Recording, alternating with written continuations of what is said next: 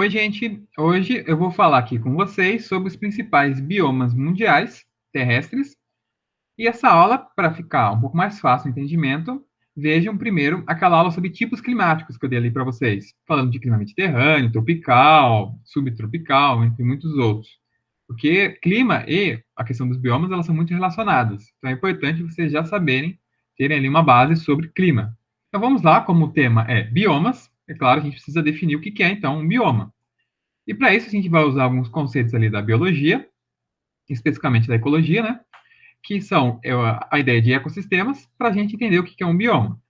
Então, relembrando, um ecossistema é exatamente ali uma área natural em que é formada principalmente por dois elementos, que são os componentes bióticos e os componentes abióticos. Bom, o próprio nome já ajuda a gente a entender do que se trata, né? Por quê? Porque componente biótico, bio tem a ver com vida. Então, um componente biótico vai incluir o quê? Qualquer coisa viva ou que já foi viva um dia. Então, plantas, animais, fungos, bactérias, micro-organismos no geral. Então, qualquer coisa que já foi viva. Matéria orgânica também já foi viva um dia, então também faz parte desse componente biótico pertencente ali a uma determinada área. E o outro componente que a gente tem é o abiótico. O próprio nome já ajuda. A vem de negação, então, que não está vivo, que nunca foi vivo. Então, a gente vai ter o quê? A umidade, então, a presença de água, a temperatura, as rochas, o relevo do local, pressão atmosférica, os próprios rios, a hidrografia do local. Então, tudo isso faz parte desses componentes abióticos. E para eu ter um ecossistema, eu preciso obrigatoriamente ter a junção desses elementos. Então, tem ali um local que tem um solo, por exemplo, ali, parte não viva, junto com muitas bactérias, micro-organismos, árvores, plantas, tudo isso, animais, juntei tudo isso, formei um ecossistema. Precisa ter parte viva e não viva. Bem, e a partir de ecossistema, então, a gente consegue entender o que é um bioma. O bioma é, de forma geral, uma união ali de ecossistemas. Eu vou ter uma junção de vários ecossistemas, eu vou formar um bioma. E um bioma também é caracterizado por uma grande área, certo? Um ecossistema não precisa ser necessariamente grande, mas quando a gente está falando de bioma, a gente está falando de grandes porções, ali com vários ecossistemas, e que eles vão possuir também uma fisionomia vegetal característica daquele local. Fisionomia é usado aqui no mesmo sentido que a gente usa no dia a dia mesmo, de falar fisionomia de uma pessoa. Então aqui eu vou estar falando o quê? Da fisionomia da vegetação, então da cara, da aparência dessa vegetação.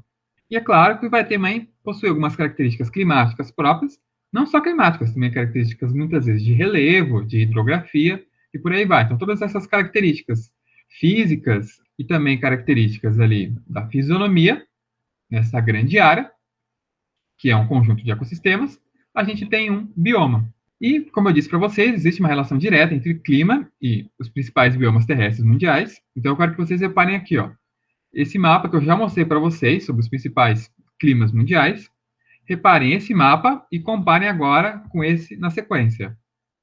Vocês reparam que eles são muito parecidos? Então, por exemplo, aqui na região que eu tenho clima equatorial, em vermelho, vocês reparam que nessa mesma região, aqui nos biomas terrestres mundiais, a gente tem o quê?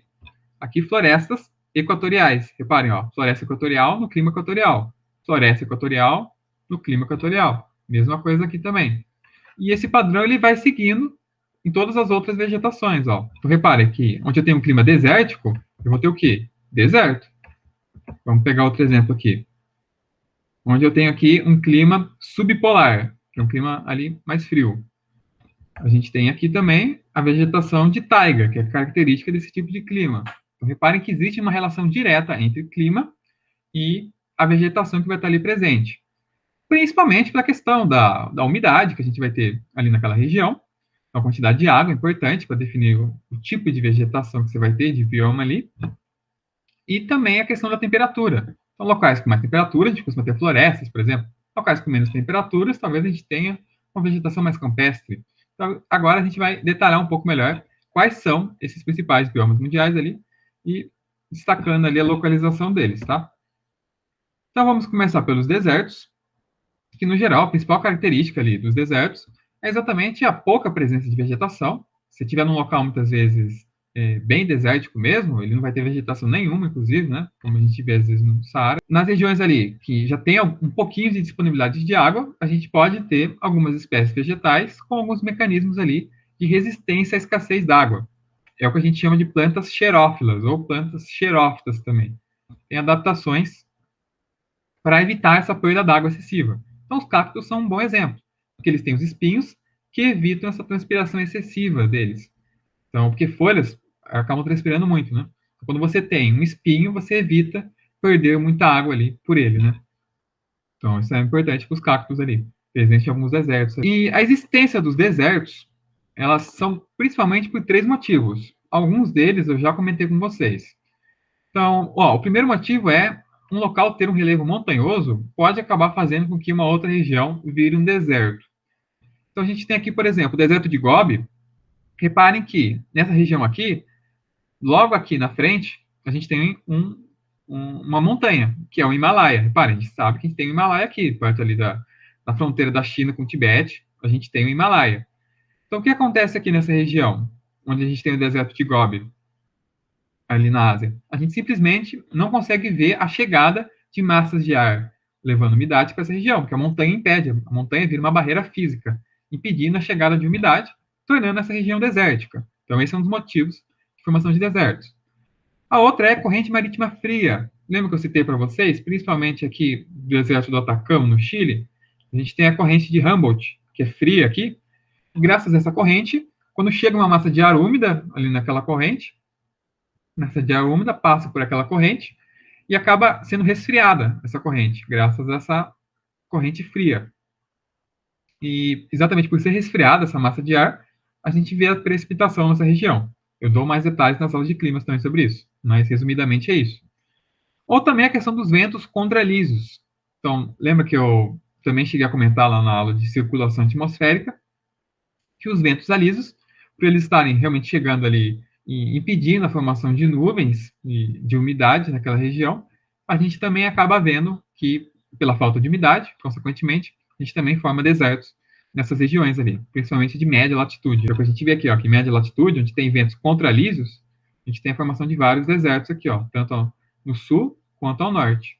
Bem, é importante também sabermos que o termo deserto, ele pode ser utilizado tanto para desertos quentes, como o Saara, mas a gente também pode usar o termo deserto para desertos frios. Então, a gente também pode falar ali, ó, o Polo Norte, por exemplo, é um deserto frio, a Antártica é um deserto frio, que é um local também ali em que a gente não tem um volume de precipitação muito grande e também não tem essa grande presença ali de biodiversidade, de espécies, animais, vegetais e tal, que é característico de desertos. Aqui eu vou sempre deixar para vocês também os climogramas, eu não vou ficar relembrando eles para a gente não perder muito tempo, mas sempre vou deixar aqui o clima para vocês irem dando uma olhada aí durante os slides, tá? Então, clima desértico, como vocês podem ver ali, normalmente, se for um deserto quente, tem altas temperaturas, alta amplitude térmica, variação de temperatura.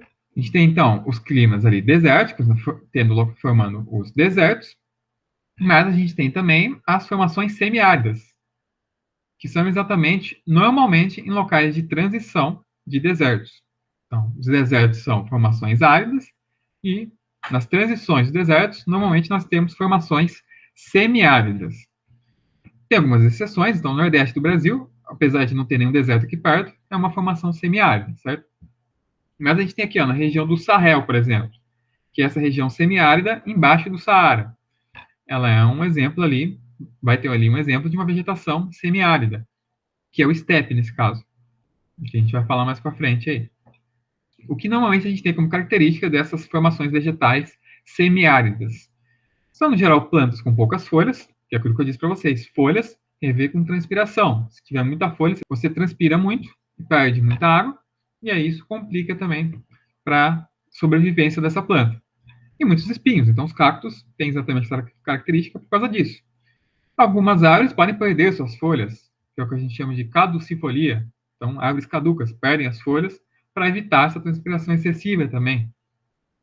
E o clima, claro, as formações semiáridas é o clima semiárido. Então, aqui, como eu disse para vocês, os steppes, que eles têm aqui em algumas regiões ali do mundo, inclusive aqui embaixo do Saara, por mais que ele não esteja mostrando aqui, ele tem também característico dali. Tem ali nos Estados Unidos, uma porção ali na Ásia também. Principal característica dos estepes é a forte presença de gramíneas e também algumas outras plantas herbáceas. Plantas herbáceas ali são principalmente ervas, né? Essas plantas que não são lenhosas, são ervas. No geral, essas plantas elas estão bem espalhadas ali na vegetação e costuma ser um tipo de vegetação mais ressecada do que a pradaria, que vai ser a próxima que a gente vai ver.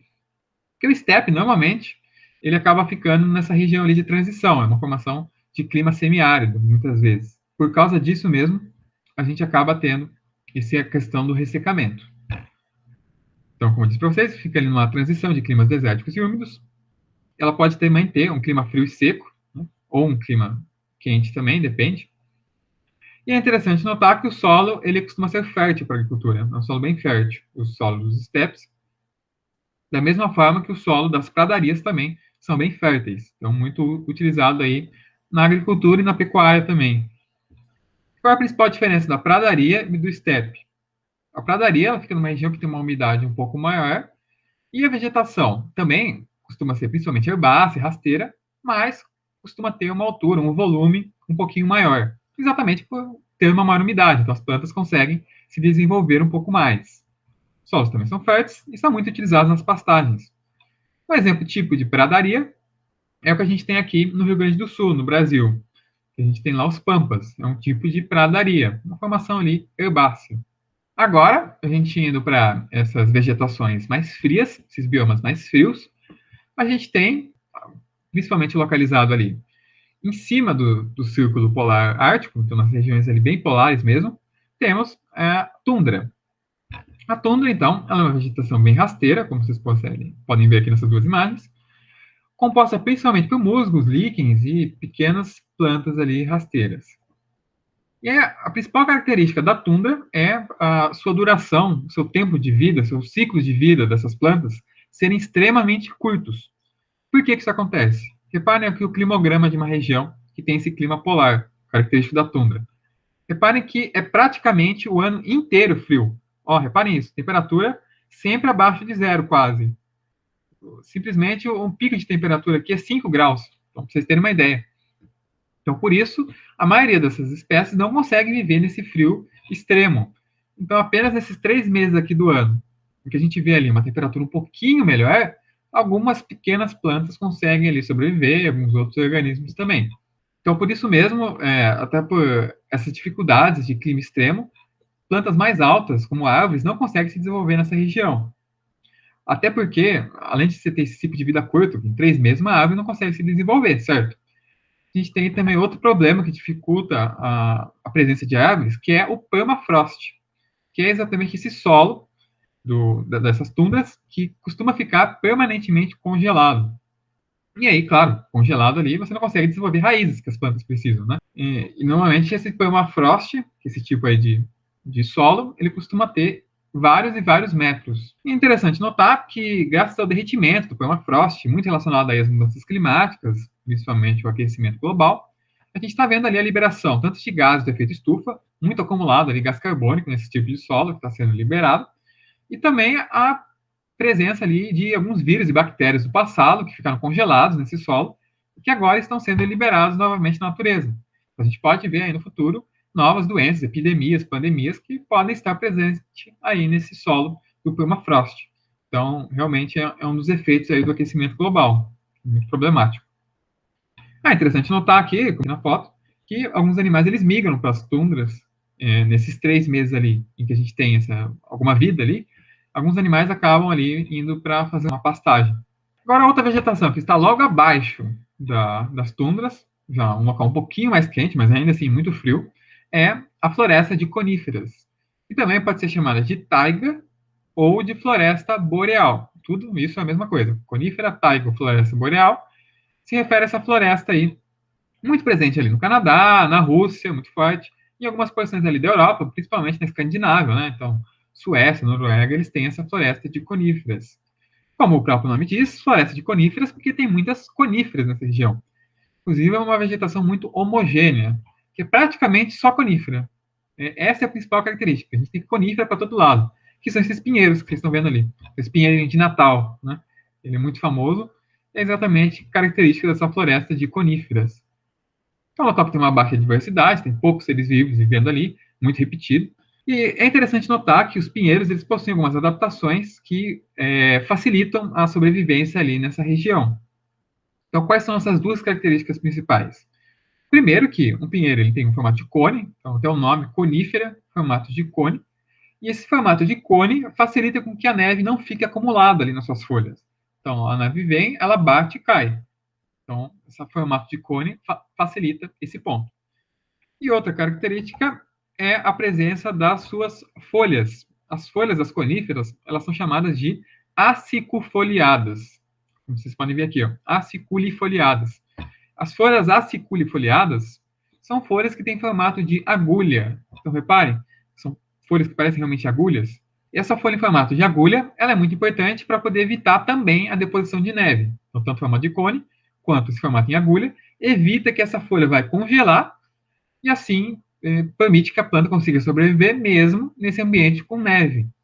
Então, se eu colocar uma planta ali, né, que não tem essas adaptações, uma floresta de coníferas, ela simplesmente morre, porque a folha vai congelar, ela não vai ali conseguir fazer a fotossíntese mais, que é importante para as plantas, e aí não vai conseguir manter essa sobrevivência. Interessante também ressaltar que as coníferas foram muito exploradas no passado, principalmente para a fabricação da lenha e do papel, porque ela tem ali uma lenha um pouco mole que favorece ali você fabricar o papel. Então, ainda hoje ela é utilizada, porque no Brasil a gente ainda tem algumas plantações ali desses pinheiros, né? Por mais que o mais utilizado seja o eucalipto hoje. E o clima é subpolar, né? Como eu disse para vocês. Aí, logo abaixo da floresta de coníferas, a gente vai ter a floresta temperada. E aí a gente já tem um outro tipo climático, que é o clima temperado. O próprio nome já diz. Floresta temperada, clima temperado. Ou também chamada de floresta caducifólia. Então, lembra que eu disse para vocês agora há pouco? Caducifólia se refere a essas árvores caducas. E árvores caducas são essas que perdem as folhas, principalmente ali no outono, e para chegar, quando chegar o inverno, elas não terem folha nenhuma. Então, essa é a principal característica desse tipo de floresta temperada, muito comum ali nos Estados Unidos. Então, quando a gente pensa em Nova York, é muito comum a gente imaginar essas árvores caindo ali, lá no Central Park, por exemplo, que é característica dessas árvores ali, desse tipo de floresta. Também é importante ressaltar que a floresta temperada ela tem aquelas 4 estações bem definidas, que é característico do clima temperado. A gente vai ver ali a presença das 4 estações muito bem delimitadas. Então, é um daqueles poucos locais que a gente realmente consegue ver essas 4 estações bem definidas. E aqui um exemplo para vocês da floresta negra ali, da Alemanha, que também é um tipo de floresta temperada. Então, muito forte ali na Europa, Estados Unidos. Outra vegetação que a gente também tem bastante na Europa é a vegetação mediterrânea, mas ela não está restrita, tá, apenas ao Mediterrâneo, como eu já disse para vocês. O clima mediterrâneo ele está presente em alguns outros locais também, então nos Estados Unidos, um pouco no Chile, na África do Sul, na Austrália. Todas essas regiões têm um pouquinho desse clima mediterrâneo. Mas claro que a principal região que possui o clima mediterrâneo e a vegetação mediterrânea, consequentemente, é ali o sul da Europa, certo? E o norte da África também. A principal característica é essa vegetação ali, ela é resistente à escassez d'água, então também é uma vegetação xerófila, tanto que na imagem você já consegue reparar isso muito bem, né? Normalmente são esse tipo de planta ali, que eventualmente pode, inclusive, perder as folhas também. A gente vai ver ali, nesse tipo de vegetação, a presença tanto de árvores, tanto de arbustos, quanto de gramíneas. Mas essa fisionomia, né, a aparência, ela pode ser bem variável, na verdade. Então, pode ser em algumas regiões que a gente tem uma presença mais forte de gramíneas, em outras um pouco mais de arbustos. Então, ela pode ser bem variável. E aqui vocês conseguem ver duas fisionomias bem diferentes. Né? Aqui já tem um pouco mais de arbustos, aqui a gente já tem, inclusive, algumas árvores. Então, ela pode variar bastante. Característica ali do clima mediterrâneo, lembra que eu disse para vocês, é principalmente a gente ter esse verão seco e o inverno mais úmido e mais chuvoso. Apesar de não chover muito nessa região, mas as chuvas estão concentradas no inverno, que é o contrário do clima tropical. E é claro que a gente ter esse verão seco favorece a presença de incêndios nessa região. Já não tem muita água. Ainda no verão, que é quente, favorece incêndios, né? E, infelizmente, essa vegetação já foi muito desmatada, principalmente para cultivar oliveiras, para você fazer azeite, azeitonas ali, e também para cultivo de videiros, da uva, né? Principalmente para fazer vinhos. Bem, outra vegetação é a de savana, que a gente tem aqui presença no Brasil, mas principalmente, o caso mais marcante de savana é com certeza na África ali, que é uma vegetação que a gente tem como característica a presença ali de árvores, de arbustos e também de herbáceas, principalmente as gramíneas. Então, uma forte presença de grama. E normalmente, nesse tipo de vegetação, a gente costuma ter o quê? Árvores espalhadas, arbustos também ali espalhados na vegetação, e uma forte presença de grama, né? Como vocês conseguem ver aqui nessa região. Tiver as árvores espalhadas, uma árvore aqui, outra árvore ali, outra árvore aqui.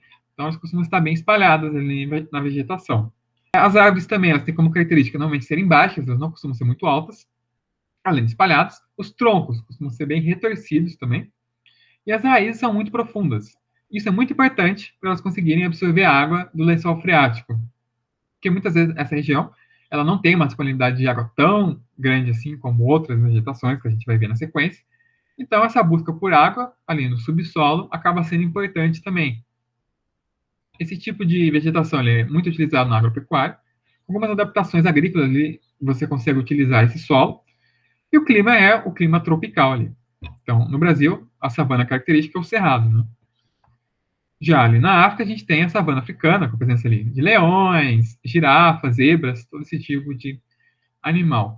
E aqui, para mostrar bem para vocês, uma árvore do cerrado, que é uma savana, que tem esse tronco todo retorcido, como vocês conseguem reparar aqui, muito característico de árvores de savanas. Agora sim, uma floresta pluvial, que ela possui uma umidade muito maior. É a região que mais possui umidade. Então o nome já ajuda também, ó. Pluvial, a palavra pluvial se refere à chuva. Então a floresta pluvial é a floresta de chuva. Então, outro termo que a gente poderia falar também. Ou também floresta equatorial. E também algumas florestas tropicais também são pluviais. Então a Mata Atlântica, por exemplo, ela é uma floresta pluvial tropical. Já a Amazônia é uma floresta pluvial equatorial. Por que equatorial? Porque está no clima equatorial, e a floresta tropical porque está no clima ali tropical, ali, um pouco mais abaixo da linha do Equador, mas entre os trópicos, certo? Quais são as principais características de uma floresta pluvial, tanto a equatorial quanto a floresta tropical? Essas duas. Costuma ser uma vegetação muito densa. Então, a presença de árvores é muito grande. Árvores, cipós, elas costumam ser muito grandes. Então, tanto que vocês reparem aqui, ó, vocês não conseguem nem ver o solo, de tão denso que é. A presença de gramíneas é muito baixa, porque a gente tem muitas árvores, e normalmente árvores muito altas, podendo inclusive passar 60 metros de altura, até mais, às vezes 70, 80, dependendo da árvore. Essas árvores, principalmente, elas também têm algumas características ali de serem higrófilas, que são plantas adaptadas a uma grande quantidade de água, que é uma floresta pluvial, chove muito, é um lugar muito úmido, então as plantas são higrófilas, adaptadas a essa grande quantidade de água. Inclusive, algumas vivem em locais encharcados, né? Muita água mesmo, solo encharcado. Elas são perenes. O que significa ser uma planta, uma árvore, ser perene? Ela não perde a folha. Então, ela fica o ano inteiro com essa grande presença de folhas. E também, elas são latifoliadas, são árvores latifoliadas. Latifoliada se refere a essas folhas grandes e bem largas. E, inclusive, você consegue ver nessa foto aqui, ó. Reparem o tamanho dessa folha aqui, que é inclusive maior do que uma pessoa. Ela tem 2,5 metros de altura, apenas uma folha. Repare, imagine o tamanho dessa árvore. Se uma folha só tem 2,5 metros de altura. E o clima, é claro, equatorial tropical, presença de muitas chuvas e é quente o ano inteiro. E aqui uma floresta do Congo ali, outra região também que a gente tem essa forte presença de floresta equatorial. Também na Indonésia, a gente também tem algumas florestas ali. A floresta normalmente embaixo da floresta tropical costuma ser a floresta subtropical. Então, o melhor exemplo é a mata de araucária. Aqui nessa região ali que a gente tem. Normalmente, por ser uma região de clima subtropical, a gente já vai ter, normalmente o verão ele costuma ser quente, certo? Com um clima tropical, mas os invernos são mais amenos, são mais frios, podendo até chegar a temperaturas abaixo de zero. E esse clima característico favorece ali a presença de pinheiros, por exemplo. Por isso que a gente tem uma grande presença da araucária, que é o pinheiro do Paraná, nesse tipo de vegetação ali, de bioma. E por fim, a gente tem a vegetação de altitude. O nome já diz, também pode ser chamada de vegetação de montanha, característica de um clima de frio de montanha, presente em locais montanhosos, com alta altitude. E a vegetação ela pode ser muito variável, então a gente não tem uma vegetação específica de altitude, vai depender da altura que eu estou me referindo. Principalmente pelo que a gente já falou lá nas aulas anteriores de clima. Lembra que, conforme eu vou aumentando a altura, eu vou diminuindo a temperatura, tendo uma menor pressão atmosférica, e assim eu vou tendo uma temperatura menor. Então, a vegetação também vai variar, sim, conforme essa temperatura e altitude, consequentemente. Então, ali uma região que eu vou ter, por exemplo, uma floresta tropical, normalmente ali uma região mais ao nível do mar ou com altitudes não tão elevadas. Mas aí, conforme eu vou avançando, eu tenho altitude um pouco mais elevada e assim um pouco mais frio, eu já posso ter a presença de uma vegetação que é semelhante à de uma floresta temperada, por exemplo, uma floresta caducifólia. Se eu tiver uma altitude um pouco mais frio, eu já posso ter uma floresta de coníferas, por exemplo. Se ficar mais frio ainda, eu já posso ter uma vegetação parecida com as tundras. Então, reparem, realmente vai ser muito variável essa vegetação de altitude. E presente, obviamente, em locais que a gente tem montanhas, né? Então, Himalaia, aqui também na Cordilheira dos Andes e em algumas outras regiões aí do mundo. Bem, gente, então agora eu vou resolver com vocês uma questão vestibular. Essa aqui eu vou deixar como sugestão para vocês treinarem. E eu vou resolver com vocês a questão 2. Então, vamos lá.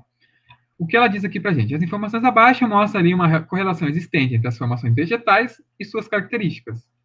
E aí ele diz aí para a gente várias características e a gente vai ter que ligar com a vegetação ali, o bioma correspondente. Beleza? Então, é isso que a gente vai fazer. Então, eu vou ler cada uma das afirmativas, aí a gente vai ver as opções para ver qual faz sentido pelo que foi descrito, tá?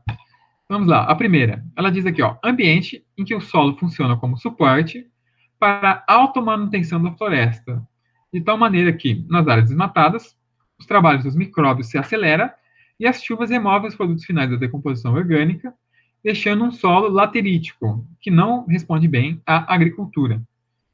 Então, não comentei isso com vocês na aula, mas eu deixei para comentar agora. Aí, quais são as opções, né? Primeiro, vamos ver o que ele dá para a gente. Ele diz que pode ser uma floresta de coníferas, uma floresta equatorial e um deserto ou uma savana. Então vamos pegar aqui as dicas que ele dá para a gente. O solo funciona como suporte para a manutenção da floresta. Tá, então já sabe que tem a ver com uma floresta, certo? Então já não é uma savana, por exemplo, uma savana não é uma floresta, não é um deserto. Então a gente já sabe que seria uma floresta de coníferas ou floresta equatorial. De tal maneira que nas áreas desmatadas, o trabalho se acelera e as chuvas removem os produtos da decomposição, deixando um solo laterítico. Não responde bem à agricultura. Então, esse tipo de característica que ele está nos dizendo aqui se refere a uma floresta equatorial, que normalmente a matéria orgânica acumulada em uma floresta equatorial, ela está muito nas árvores ali, na vegetação realmente exterior, que a gente está visualizando. O solo em si, ele não costuma ser muito fértil de uma floresta equatorial. Isso é muito importante de ressaltar. Porque exatamente toda a matéria orgânica dela já está concentrada nas árvores. Então, o solo mesmo, ele vai ter uma fina camada ali de matéria orgânica, mas apenas isso. Então, esse solo ele não vai responder muito bem à agricultura, exatamente por ser um solo muito fino, muitas vezes. Inclusive, se você desmata essa região, a gente vai ter esse problema ali da laterização. Então, vai ser lavado aquele solo e formado aquela camada, muitas vezes, bem dura daquele solo, inclusive com algumas rachaduras e tal, que se forma muito pela lavagem dessa matéria orgânica e deixando apenas ali o acúmulo de alguns minerais nesse tipo de solo, que fica bem duro e impossível de ser trabalhado depois de sofrer esse processo de erosão, tá? Então, por isso que é uma floresta equatorial que se refere a 1. Vamos ver o item 2. Domínio vegetacional, que pode variar de gramíneas, arbustos e árvores, estende-se em ambos os lados da linha do Equador, nos hemisférios norte e sul, onde o clima se caracteriza por apresentar uma estação seca marcante e outra chuvosa. Então, já reparem, isso é muito importante, esse final aqui, uma estação seca marcante e outra chuvosa. Quais são as opções que ele dá para a gente? Ó? Floresta equatorial, deserto, savana, floresta de coníferas e floresta equatorial. Então, a floresta equatorial a gente já sabe que não é, porque a floresta equatorial normalmente chove praticamente o ano inteiro. Às vezes tem alguns pequenos períodos de seca, mas chove o ano inteiro. A floresta de coníferas, ela também não se caracteriza exatamente por ter uma estação seca marcante e outra chuvosa. Não é um local que costuma chover muito, floresta de coníferas, mas não tem também esse clima muito bem delimitado. Onde a gente tem esse clima delimitado é exatamente na savana. No deserto também não pode ser, obviamente, porque no deserto praticamente não chove, certo? Que isso é uma característica do deserto. Então nos resta a opção de savana. Porque lembra quando eu expliquei para vocês o clima tropical, que a gente tem essa característica de ter um verão quente e úmido e um inverno mais frio e seco? Então, exatamente o que acontece. A savana vai apenas seguir esse padrão do clima tropical, de ter ali uma estação seca e uma estação chuvosa durante o ano inteiro. No geral, é bem quente o ano inteiro, assim mesmo, no frio, costuma ser quente. Mas, então, assim, o que mais diferencia mesmo o clima é a estação seca e a estação chuvosa. Então, por isso que também está se referindo à savana. A savana também tem gramínea, arbustos e árvores, como eu disse para vocês. Então, por isso que se refere à savana o item 2. Questão 3. Formação vegetal caracterizada pela grande amplitude térmica comum a esse ambiente. Pelas chuvas que, em geral, caem em forma de pancadas periódicas ou ocasionais e pela má distribuição da precipitação, tanto temporal quanto espacial. Então, vamos ver quais são as opções que ele dá aqui para a gente. Para a questão 3, ele dá a opção de deserto, ele também dá a opção de savana, deserto de novo, aqui ele dá a opção de floresta equatorial. Então a gente sabe, quais são as dicas que ele dá para a gente. Grande amplitude térmica, tem alguns locais que tem grande amplitude térmica, então até aí não dá para chegar numa conclusão. As chuvas, no geral, caem em pancadas periódicas ou ocasionais e pela má distribuição da precipitação, tanto temporal quanto espacial. Então reparem que isso é muito característico de um clima desértico. Por quê? Um desértico ele tem essa característica de ter essa amplitude térmica, uma variação de temperatura muito grande. Normalmente, de dia, costuma ser muito quente, e à noite, muito frio. Muito pela essa questão da falta d'água. Então, o clima desértico tem essa característica. E as pancadas de chuva, quando acontecem, elas costumam serem muito ocasionais e muito mais distribuídas também. Praticamente não tem chuva, na verdade, né, no clima desértico. Então, não pode ser uma floresta equatorial, obviamente, porque chove muito. Uma savana também não pode ser, por ter aquela característica que eu já citei para vocês, lá, 2 estações. Também não fala nada disso aqui. Então, a única opção que nos resta aqui é o deserto, beleza? E, por fim, ambiente de vegetação constituído de florestas uniformes. Só, já lembro, florestas uniformes. A gente não tem muitas vegetações que tem uma floresta uniforme, hein? Só tem uma, na verdade, que eu falei para vocês. Então, já vão pensando aí. Poderia ser outra também, pode ser 2 opções. Cujas partes aéreas se adaptam à frequente precipitação nival. Então, essa já é uma dica de ouro, precipitação nival. Localiza-se nas altas latitudes, outra dica, na extremidade norte da zona temperada, entre os trópicos e os círculos polares, ocupando grandes extensões territoriais, sobretudo no hemisfério norte. Então, é claro que eu estou me referindo aqui à floresta de coníferas. É a única opção possível. Por quê? Porque são florestas uniformes, grande presença de pinheiros, partes aéreas se adaptam à frequente precipitação nival. Precipitação nival é só um nome bonito para nevasca, para neve. Tá? Nival se refere à neve. Localiza-se em altas latitudes, com certeza, muito distantes da linha do Equador, na extremidade norte da zona temperada, ocupando grandes extensões. Inclusive, a floresta de coníferas é, em extensão, a maior do mundo. Apesar de em biodiversidade, a floresta amazônica, as equatoriais serem mais biodiversas, questão de tamanho mesmo, que tem o maior tamanho é a floresta de coníferas, principalmente no hemisfério norte, né? Com certeza, como eu disse para vocês, em uma parte da Europa, da Rússia, Canadá, um pouco nos Estados Unidos também. Então, por isso que a resposta é realmente floresta de coníferas. E por isso a gente sabe que a resposta correta é a letra C, floresta equatorial, savana, deserto e floresta de coníferas.